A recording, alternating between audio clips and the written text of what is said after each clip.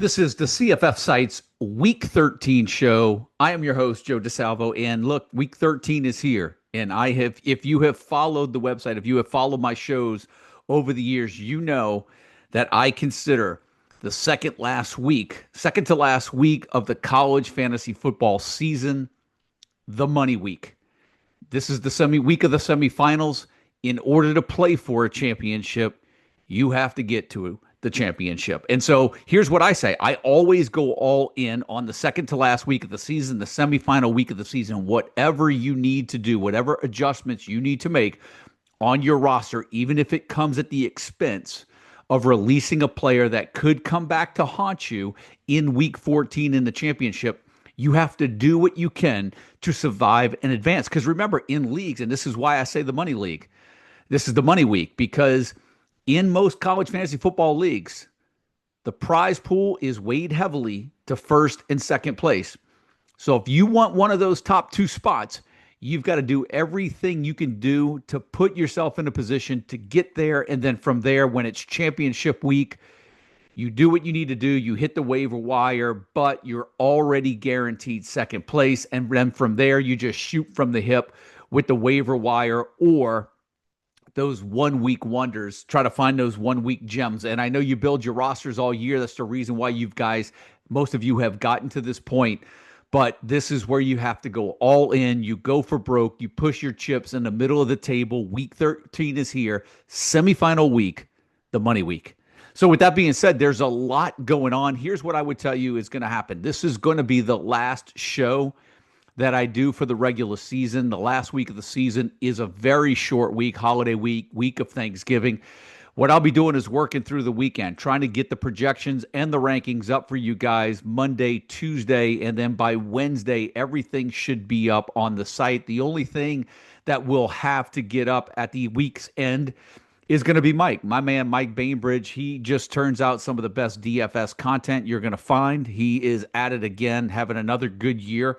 And we're going to be at it. You know, the projections and the write-ups are still going to come throughout the postseason. We're still going to have projections for championship week. We're still going to have projections for the bowl game. But the mad rush for us will be over because the weekly content is going to come to an end with the wrapping up of the college fantasy football season. And I'm still tossing around the ideas of some bowl leagues. So I'll try to stay wired into the Discord and try to get or put some announcements up on the homepage of the website to see what we can do to get some college football playoff fantasy leagues, much like we did last year. So more to come. Now, with that being said, the 4-1 Super Fantasy League, we are winding down. We've got finalists in some leagues, in some formats, and we still have a little ways to go in others. So let's just start with the head-to-head tournament. We have our finalists. It's the 16 seed BJ Urso going up against the 68 seed Benji 23. Yep, the 68 seed has made it to the championship. Really just shows you that you're never out of this league, no matter how bad you start. There's so many formats. But Benji 23, BJ Urso, both of those guys guaranteed at least second place. Congrats to both of you guys. It'll be a 2-week championship. You'll battle it out in weeks 13 and week 14 to see who takes home that head-to-head tournament.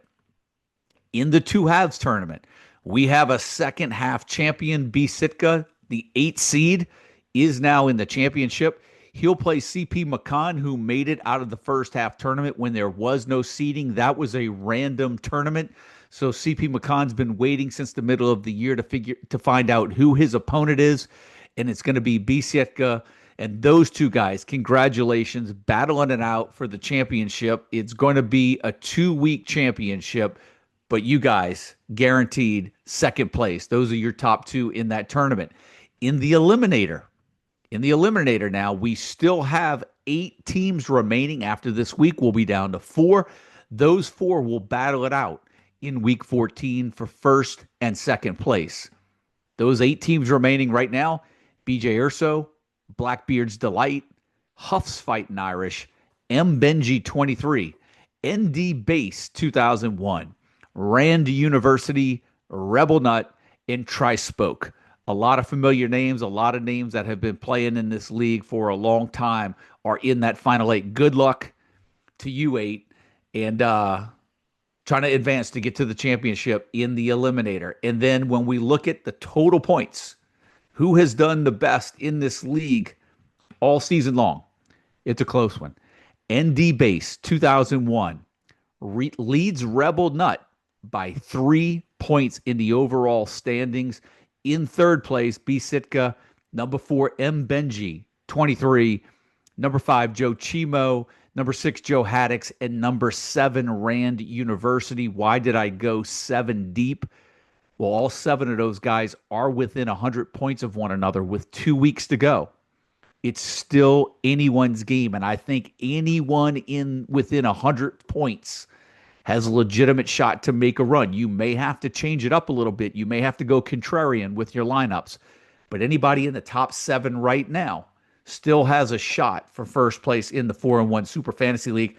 Can't thank you guys enough for your participation this year. We did change up the format, but didn't seem to matter. It seemed like some of the guys who have played and won a lot of games and dominated this format over the past years, there's some familiar names that are back again. And so we're going to get that league going. We're going to try to get a college football playoff fantasy league going. But let's talk about week 13. We're going to change it up a little bit. Usually it's about me coming into the show, looking at the past week. How did past week's performance? How is that going to play out for the future week? Well, we really just have a couple of weeks left. And when we think about it here, we're in the semifinal week. I would think we're only down to about 15 to 25% of participants, college fantasy football teams that participate in college fantasy football nationwide are still playing, right? So what we're going to do, and being that we're not going to have a show next week, let's just talk about semifinals. Let's just talk about the matchups this week. I'm going to run on down. Didn't really come with a lot of show notes. Of course, the Tuesday's games have already kicked, but I'm just going to throw out the ones that really jump out at me as we go in through the week. And we'll start with Friday night, Hawaii at UNLV. Over a Vegas total 62 points. The one thing that's really interesting is we've had quite a few matchups this year that have had totals well over 60 that didn't quite pan out the way that they were supposed to. But right now you've got Jackson Harris, one of the best fantasy receivers right now in all of college fantasy football, given his performance over the last 5 to 6 weeks. You've got Micah Alejado, who could have a big game in there. Anthony Calandria as well, right? So those three guys are probably going to be must starts this week in that matchup. Then, as we get into Saturday, the early game, you've got Ohio State hosting Rutgers. But here's the thing: you've had Jeremiah Smith all year, you've had Carnell Tate all year. Now, all of a sudden, have those guys been taken out of the equation in the college fantasy football playoffs? They're both questionable going into this week, at least as of Tuesday, right? So we'll have to see how that plays out. Why is this important? Well, if you have Julian Sayin, you're probably not starting him now if they're going to be without Carnell Tate and Jeremiah Smith. I happen to think, much like last week, you've got to wonder whether or not C.J. Donaldson's going to be around. And now all of a sudden, if he's absent, does that make Bo Jackson a solid play? There's a lot of variables around this Ohio State matchup that you're going to have to stay wired in up until kickoff on Saturday morning. Stay wired into the Discord. But that one game alone right there could turn the fortunes of some college fantasy football teams this weekend in the semifinal week. And then you've got some of those cupcake matchups in the SEC. You've got Texas A&M hosting Samford. Look, the game against Texas on deck for the Aggies. But, how do you – I think I like Casey Concepcion. How do you start – how do you sit Reuben Owens? How do you sit Marcel Reed? This could be some easy scores in the first half. Maybe they jump up 35-0 at halftime. But at that time, I think you have to roll the dice that maybe Reuben Owens has 100 yards and a touchdown. Maybe Casey Concepcion has 70, 80 yards and a touchdown. And maybe Marcel Reed has accounted for 3 touchdowns in that matchup. It's hard to sit guys when you have that easy matchup in the semifinal week because, when you look at other matchups in the SEC, and I'll go right to the next one, you've got Missouri playing Oklahoma. Would you rather be in a situation right now where you have Reuben Owens with a possible easy matchup against Samford, or would you rather have Ahmad Hardy right now with Missouri going on the road against that stout Oklahoma defense? And that's something that fantasy owners are going to look at too. I actually think Hardy gets enough volume to get a start, but again, Missouri's points are going to be limited. So, how many touchdowns is he going to be able to score in that game? I think if you get one, you have to feel fortunate with Hardy. I just think you've got to get 15, 20 touches. Hopefully he gets 80, 90 yards, but he has to find the end zone to make it worthwhile, to make it worth a start for him. Then, and here's something that we've kind of seen earlier on in the year, and we've got another matchup right here for Wake Forest. You've got Delaware, you've got Damon Claiborne. He thrives in these real easy matchups. He has done it all year. This is about as healthy, I think, as he's been all year. And I think that's the only thing you have to worry about with him. But if you're sitting on Damon Claiborne, a game against Delaware could be a semifinal winning matchup for Damon Claiborne. That has potential to be one of those 180 yard, 200 yard, three touchdown games for the running back for Wake Forest. Let's see if he can carry some of his owners into the college fantasy football championship. You've got Iowa State playing at home against Kansas. I like this matchup for Carson Hansen if he's going to get a steady diet of carries. That Kansas rush defense has been bad. He's a good start this weekend, right? I think when you look at Army, Cale Helams, the quarterback, has been a really good start for most weeks. To me, I just am not sure about the Army quarterback. I just feel like there's been a lot of volatility in the Army quarterback situation this year between Dwayne Coleman and Helams. And even though Helams is the starter, when you have a quarterback that just runs it as much as he's going to run it and doesn't really do much in the air, if he doesn't score on the ground, you're at the mercy of the fantasy gods, right? So that's something that you're going to have to look at. Now, Georgia hosting Charlotte, again, I think if you're looking for a really safe floor, I think Gunnar Stockton offers that in a matchup against Charlotte. Should be a matchup that they are up 42-0 in the third quarter, maybe 49-7 at worst. I can see where Gunnar Stockton can have a big week for you. You've got James Madison hosting Washington State. I like Alonzo Barnett in this game. Washington State may present a difficult situation for them. James Madison, to me, this game is probably the game that could give them the edge to be that G5 representative in the college football playoffs. Because remember, I think they get Coastal Carolina next week, but with Coastal Carolina losing Samari Collier, I think that looks like a much easier game for James Madison as they get into the Sun Belt Conference Championship. So, as I just scroll down the list, Alabama hosting Eastern Illinois. Same thing I'm going to throw out with them as I would throw out with Texas A&M, as I would throw out with Georgia. This kind of feels like a game where Ty Simpson could have 2 or 3 touchdowns at the end of the first quarter, maybe 3 or 4 into the middle of the second quarter. Alabama's strength is not running the ball. Maybe this is the game where Ryan Williams holds on to that deep ball. He gets you that 80, 90 yards and a touchdown. I can see Jeremy Bernard also finding the end zone as well with Ty Simpson throwing 3 or 4 touchdowns. Now, Auburn to me is a little bit tricky. Easy matchup. I think Jeremiah Cobb is to play in this matchup now, knowing that Ashton Daniels will not play because he's going to play in the Alabama game, and that will be his 4th game of the year. So by not playing in the Mercer game, he preserves the red shirt and has the ability to redshirt. However, I do think that does present a little bit of a knock to Cam Coleman, a little bit of a knock to Eric Singleton, but if they can just find a way to get Cam Coleman the ball or get it close to him, I think this is the type of matchup where you can still start him, and he's good for a touchdown in this game as well. South Florida, Byron Brown, right? One of the best quarterbacks all year. Great matchup on the road at UAB. Can't ask for a much better matchup for that in the semifinals. Connecticut, same thing at Florida Atlantic. Look, we thought that Connecticut game would have more points in it last week. It did not. Great matchup against Florida Atlantic. The only thing you really have to monitor when you have a game in Florida is whether or not the weather is going to be bad or not. But if not, Skylar Bell, Joe Fagnano, Cam Edwards, all going to be must starts. And then you've got Easton Messer on the other side as well. So a really good matchup there. You've got USC playing at Oregon, USC playing for their college football playoff lives. I do think that this is still a decent matchup for Makai Lemon. Notre Dame hosting Syracuse, Jeremiah Love, once again, RB1. Just seems to be the safest play at the running back spot all year. Texas playing host to Arkansas. I think this could be a decent spot. I know I've banged on Arch Manning all year, but playing against Arkansas, this could be a decent spot for Arch Manning. Vanderbilt playing host to Kentucky, Diego Pavia. I think, when I went through the rankings, I had him down at about the 25th ranked quarterback. This could be one of those matchups that could be a little tricky, but I think Vanderbilt at home gives them a little bit of an edge, and I think he can do enough for you if you need to get him into your lineups this week. So let me take a breath right there and just kind of look and scroll down the schedule. And then we have to go down to Michigan, Maryland, where all of a sudden now Justice Haynes out.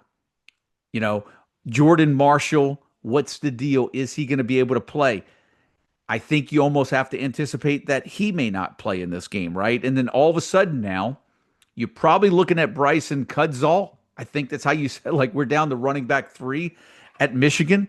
But look, he had 15 carries for 53 yards last week. And, Marshall had 142 yards and two touchdowns. We've got to monitor that situation, but that could be a nice sneaky play here if Marshall's out this last, week 13.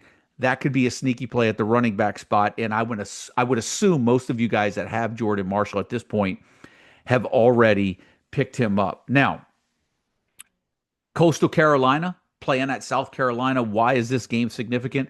Well, we've banged on Lenora Sellers all year. He has a chance. There's a good chance Lenora Sellers was dropped in a lot of leagues this year. There's also a chance that he might have been picked up for this matchup right here. I'm curious to see how many fantasy owners may be willing to pick up Lenora Sellers to see if he can just pull a rabbit out of the hat, create a little college fantasy football magic in week 13 and get fantasy teams into the championship. Now, Clemson hosts Furman again. I actually think that this is a good matchup for Adam Randall, the running back. I think this could be a good matchup for him to maybe get one, possibly two scores. You've got Texas State hosting Louisiana Monroe. I feel this could be a big game. This could be a big week for the Texas State assets. You've got Brad Jackson at quarterback. You've got Bo Sparks.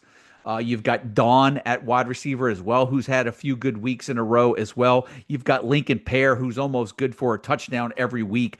I feel like there are going to be, in a lot of formats, 4 Texas State players started across the board in college fantasy football formats, right? We've got Nebraska on the road at Penn State. The reason why I want to highlight this game, one, Nebraska's run defense has not been that great.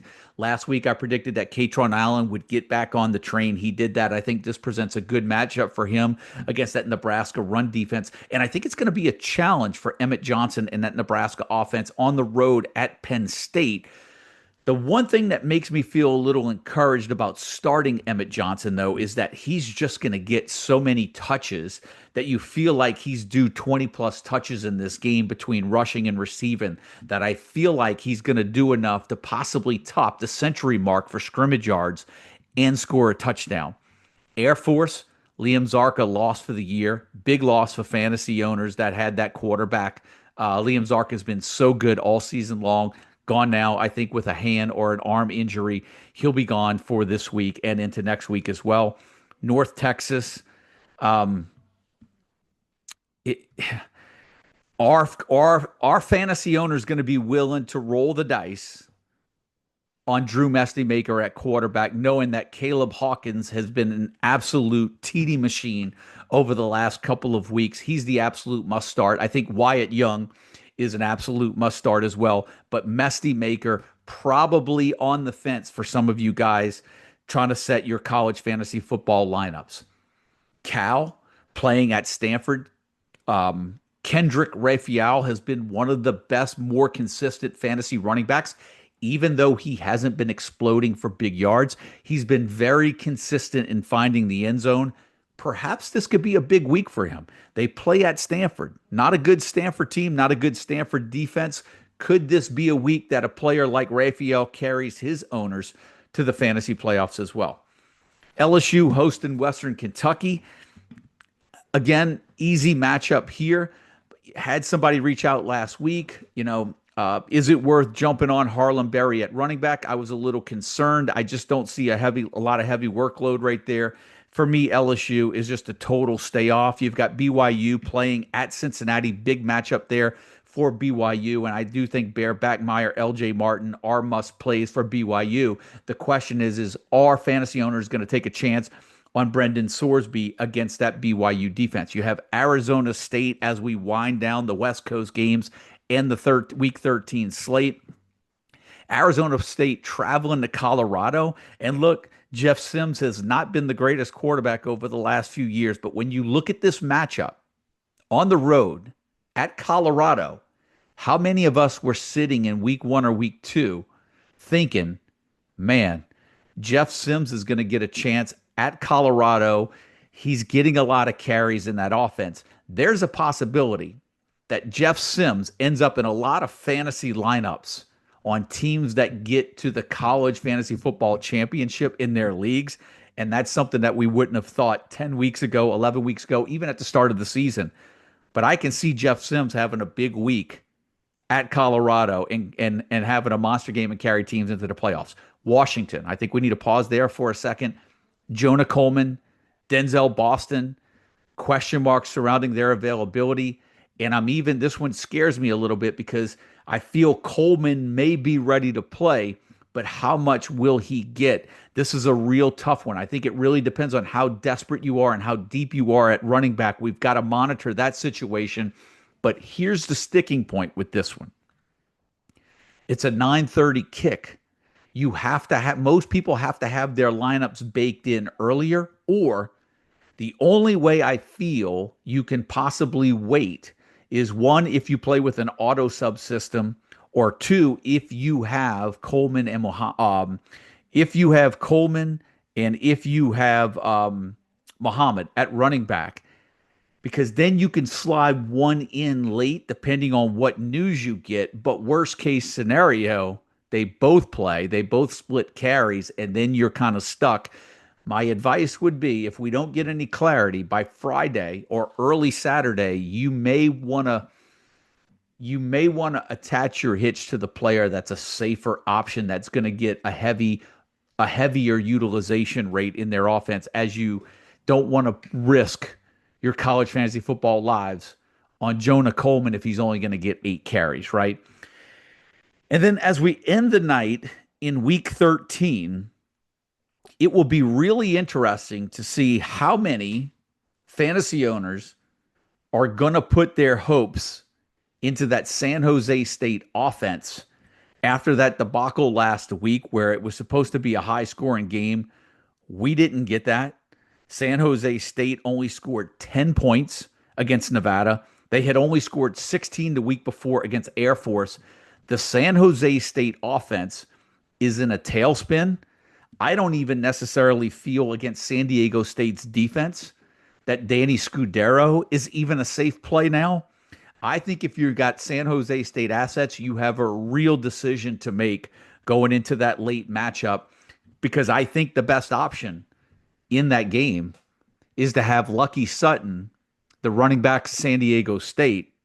And it'll be interesting to see how many stories come in, how many testimonials come in on Sunday morning saying Lucky Sutton determined whether or not they won or lost. But I can see Lucky Sutton having a big game in that matchup, and I can see Lucky Sutton carrying some fantasy owners that needed a good load of points into the finals of their college fantasy football game late into the night in that San Diego State, San Jose State matchup. So look, that's it. That was it. That was off the cuff. Never had anything prepared. Went through it. I was like, I've got to get one more show out before the regular season ends. I'll probably do some more as we get into the postseason, but that's going to do it. I could not go into week 13, the money week, and not do a show for you guys. But that's it. That's sort of how I'm looking at it through my eyes. That's how I feel things are going to play out. I know there's a lot of big decisions that to be made this weekend with everything that we've run through.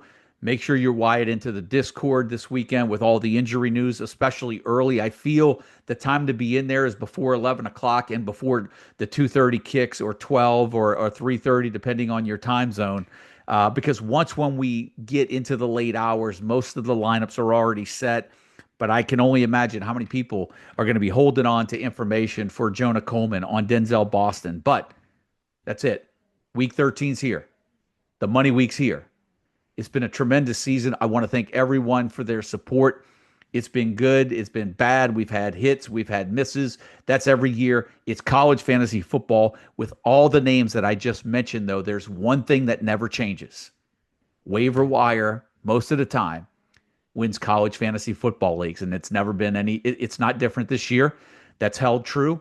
A lot of the names that I gave you, Jeff Sims, and on and on. We're heading into the most important week of the college fantasy football season with names on rosters that 13 weeks ago were not on one roster at all. Waiver wires win championships. Don't forget that. Good luck in week 13. Everyone playing to get to a championship.